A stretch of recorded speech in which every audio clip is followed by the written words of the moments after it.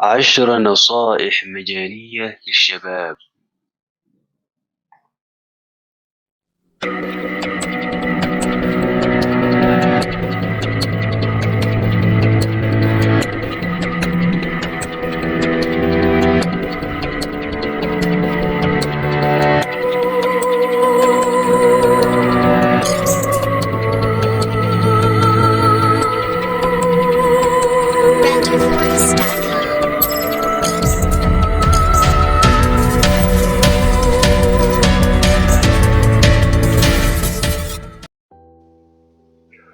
أولاً، اعلم أن العبادة لا تقبل إلا بشرطين، هما الإخلاص لله عز وجل والمتابعة لرسوله صلى الله عليه وسلم، فالرياء يحبط العمل ويوجب العقوبة، وكذلك الابتداع يوجب العقوبة ويرد العمل. فاجتهد أخي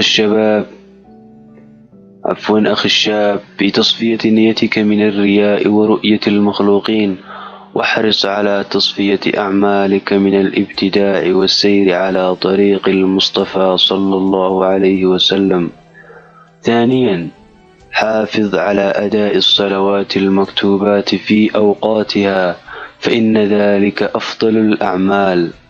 ثالثاً، أحسن وضوءك للصلاة، فإن الطهور شطر الإيمان، واعلم أن الوضوء مفتاح الصلاة، ولا يحافظ عليه إلا مؤمن.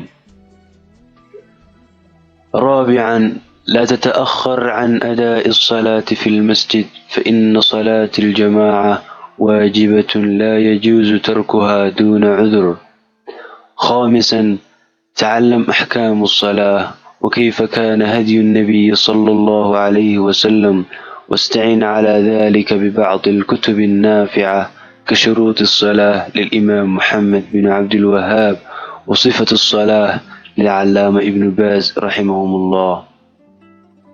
سادساً، احذر من تضييع صلاة الفجر والنوم عنها، واستعن بمن يوقظك لأدائها، وداوم على أدائها في مسجد واحد، حتى إذا تغيبت سأل عنك جماعة المسجد: أين ذهب فلان؟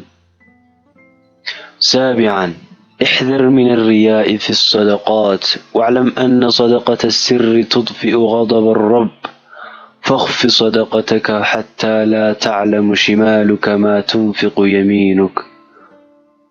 ثامناً، عليك بالأمر بالمعروف والنهي عن المنكر والنصح لكل مسلم، فإن الدال على الخير كفاعله. تاسعاً، كن رفيقاً في أمرك ونهيك، حتى يقبل الناس منك ولا ينفضوا حولك.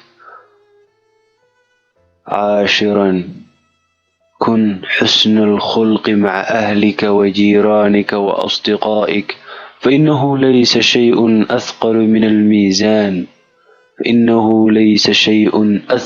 في الميزان من حسن الخلق. Hey there! Subscribe to my channel and also press this bell icon so you never miss any new updates. And do not forget to like,